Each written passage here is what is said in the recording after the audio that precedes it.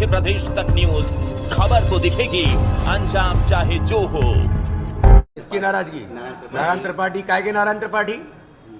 कौन से नारायण त्रिपाठी भाई? किन नारायण त्रिपाठी की बात कर रहे हो? कोई नारायण त्रिपाठी नहीं है। भारतीय जनता पार्टी है, पद्धति से काम करती है और भारतीय जनता पार्टी के अंदर अपनी व्यवस्था में हम काम करते हैं। इतना बड़ा दल है, इसलिए कोई नाराजगी नहीं। भारतीय जनता पार्टी का एक एक कार्यकर्ता ताकत के साथ मैदान में उतरा है। इस बार प्रचंड बहुमत की सरकार बना करके ऐसी बातें करने वालों को भी जवाब हम गहराई के साथ देंगे। तो ये महाराज भाजपा के प्रदेश अध्यक्ष बीडी शर्मा जी हैं। ये बीडी शर्मा जी वही हैं जो अपने पार्टी के ही वरिष्ठ विधायक, जो कि पिछले 5 साल से इनके साथ कार्य कर रहे थे, उनको नहीं पहचानते। एक पत्रकार साथी ने प्रेस कॉन्फ्रेंस में पूछ लिया कि नारायण त्रिपाठी ने गुस्से में आकर या फिर पार्टी के क्रियाकलापों से रुष्ट आकर पार्टी से इस्तीफा दे दिया, तो उन्होंने झल्लाकर कहा कि कौन नारायण त्रिपाठी? मैं किसी नारायण त्रिपाठी को नहीं जानता।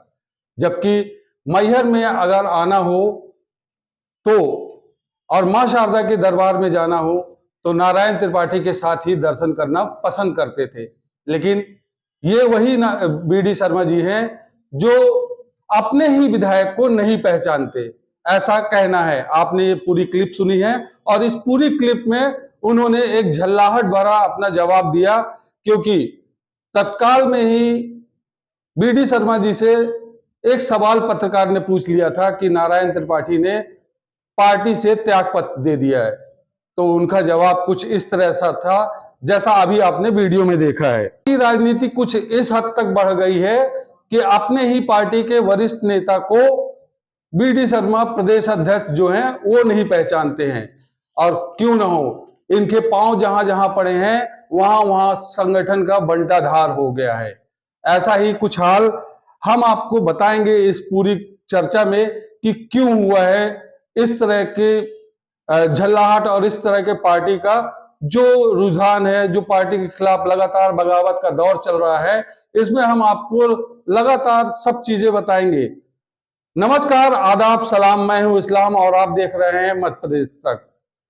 मध्य प्रदेश तक में हम आपसे दो टूक में चर्चा करते हैं, समसामयिक विषयों को लेकर आप तक आते हैं और आपके सामने राजनीतिक परिदृश्य को रखते हैं और उसमें चर्चा करते हैं कि किस तरह से मध्य प्रदेश विधानसभा 2023 चुनाव को लेकर चर्चाएं हैं, राजनीतिक कहां कहां गलियारों में कौन कौन सी चर्चाएं हैं, इन सारे मुद्दों को लेकर आपसे हम चर्चा करते हैं। तो आज हम आपको लेकर आपके साथ लेके आए हैं, आपसे चर्चा करेंगे कि वर्तमान प्रदेशाध्यक्ष बीडी शर्मा जो कि भाजपा से प्रदेश अध्यक्ष हैं, उनके बारे में। जब एक पत्रकार द्वारा यह सवाल पूछा गया कि नारायण त्रिपाठी जो कि भाजपा के वरिष्ठ विधायक थे, उन्होंने इस्तीफा दे दिया, तो वो झल्ला कर कहते हैं कौन नारायण त्रिपाठी? मैं किसी नारायण त्रिपाठी को नहीं जानता। वहीं कुछ समय पहले यही बीडी शर्मा ने एक बयान दिया था जिसमें कहा था कि नारायण त्रिपाठी हमारे पार्टी के वरिष्ठ विधायक है। अब ऐसा क्या हो गया कि उन्होंने नारायण त्रिपाठी को पहचानने से इनकार कर दिया? अगर यूं कहूं कि वर्तमान प्रदेशाध्यक्ष बीडी शर्मा अपने विधायकों को साधने में नाकाम हुए हैं तो कोई अतिशयोक्ति भी नहीं होगी। यही कारण है कि लगातार भाजपा से भगदड़ की स्थिति मची हुई है, जहां कुछ समय पहले चंबल और ग्वालियर रीजन से कई विधायक और पार्टी के कार्यकर्ता पार्टी छोड़ छोड़ के दूसरी पार्टियों में अपने जगह खोजने में लगे थे। तो वहीं मैहर विधायक नारायण त्रिपाठी ने भी पद से इस्तीफा दे दिया और भाजपा की प्राथमिक सदस्यता से भी इस्तीफा दे दिया। तो हम आपको आज बताएंगे कि क्या खासियत है प्रदेशाध्यक्ष बीडी शर्मा जी की। प्रदेशाध्यक्ष बीडी शर्मा के जहां जहां पांव पड़े हैं वहां वहां पार्टी का बंटाधार हो गया है, या फिर यूं कहूं कि बेड़ा गर्क हो गया है। हम अगर बात करें बिंद की, तो बिंद की राजनीति में उन्होंने एक ऐसा खेला किया था जो कि रीवा में हुआ था। रीवा में राजेंद्र शुक्ला के पर कतरने के लिए बीडी शर्मा ने अजय सिंह पटेल को जिला अध्यक्ष बनवा दिया। लेकिन रीवा की राजनीति से वो वाकिफ नहीं थे और उन्होंने अजय सिंह पटेल को जिला अध्यक्ष बनवाया। और जिला अध्यक्ष बनवाने के साथ उन्होंने ये सोचा था कि राजेंद्र शुक्ला, जो कि रीवा के विकास पुरुष कहे जाते हैं, उनके पर कतर दिए जाएंगे। और यही कारण था कि रीवा से जो नेतृत्व मिलना चाहिए था पार्टी में, वो पार्टी में नेतृत्व नहीं मिला। और भाजपा लगातार राजेंद्र शुक्ला से दूरी बनाई रखी थी, उनको मंत्री भी नहीं बनाया था, जबकि वो एक कद्दावर नेता है बिंद के। और लास्ट में यह हुआ कि जब एंटी इनकम्बेंसी नहीं संभाली जा रही थी तो उन्होंने राजेंद्र शुक्ला को पार्टी ने फिर से एक नई जवाबदारी दी। मंत्री पद से 1.5 महीना पहले उनको नवाजा गया और डैमेज कंट्रोल करने के लिए उनको पूरे बिंद का प्रभार दे दिया गया कि आप जाइए और आप पूरे बिंद को संभालिए।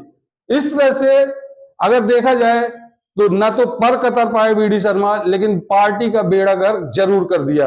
अब अगर हम बात करें कटनी की, तो कटनी में अपनी योग्यता साबित करने के लिए महापौर के चुनाव में ज्योति दीक्षित को महापौरी का टिकट दिलवा दिया। और जब यह पता चला कि अब ज्योति दीक्षित चुनाव हार जाएंगी तो खुद मोर्चा संभाल लिया। और उसके बाद भी महापौर का चुनाव भाजपा हार गई। प्रीति सूरी, जो कि भाजपा की ही सदस्य थी, और वो महापौर निर्दलीय रूप में आ गई और महापौर की प्रत्याशी बन गई और महापौर का चुनाव भी जीत गई। हालांकि बाद में पार्टी ने उन्हें फिर से अपने शामिल कर लिया।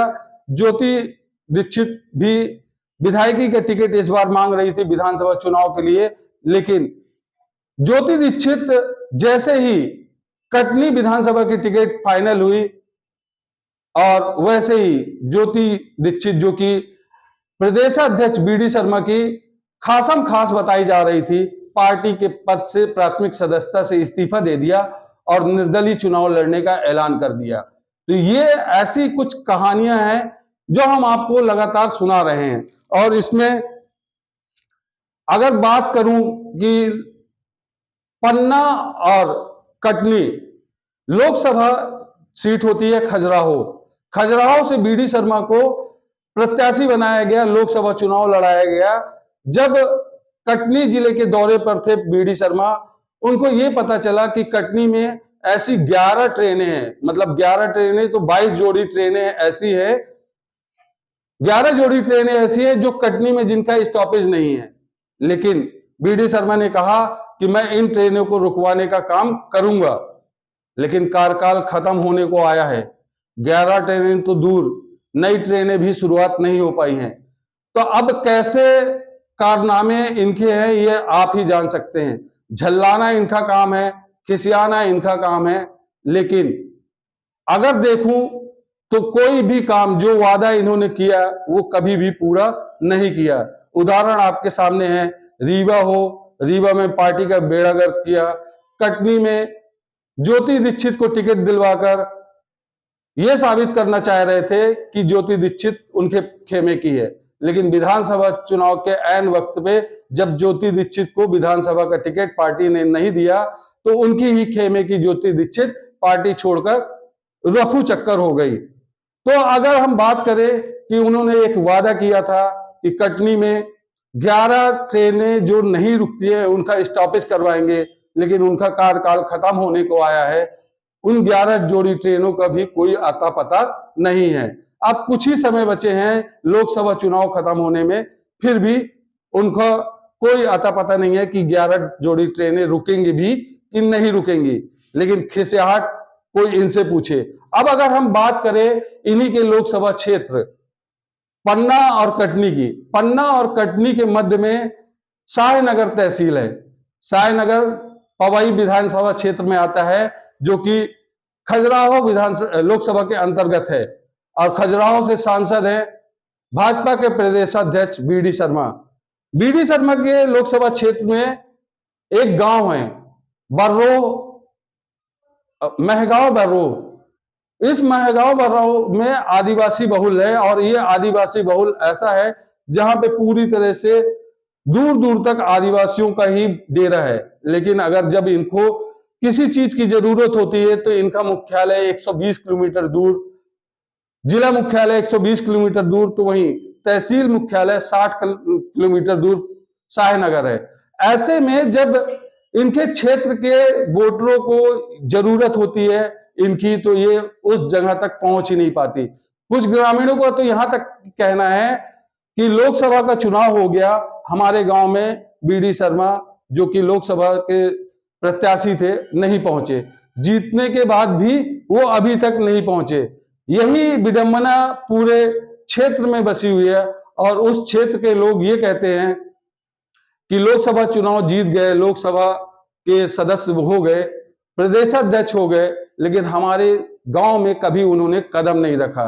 उनकी हालत, ग्रामीणों की हालत यह है कि अगर कोई बीमार होता है तो उनको या फिर जिला मुख्यालय 160 किलोमीटर जाना पड़ता है, 120 किलोमीटर जाना पड़ता है, या फिर तहसील मुख्यालय 60 किलोमीटर जाना पड़ता है। लेकिन वहीं से एक घाटी पड़ती है जो कि अमदरा को जोड़ती है, मतलब सतना जिले को जोड़ती है, वो कलदा की घाटी कहलाती है। उस कलदा की घाटी में निवास करने वाले आदिवासी अपने आप को बचाने के लिए एक ऐसा दुर्गम रास्ता चुनते हैं और अमदरा जो कि मैहर जिले में पड़ता है, मैहर तहसील, अमदरा तहसील है, मैहर जिले में पड़ता है, और उस तहसील में आकर, उस अस्पताल में आकर वो अपना इलाज करवाते हैं।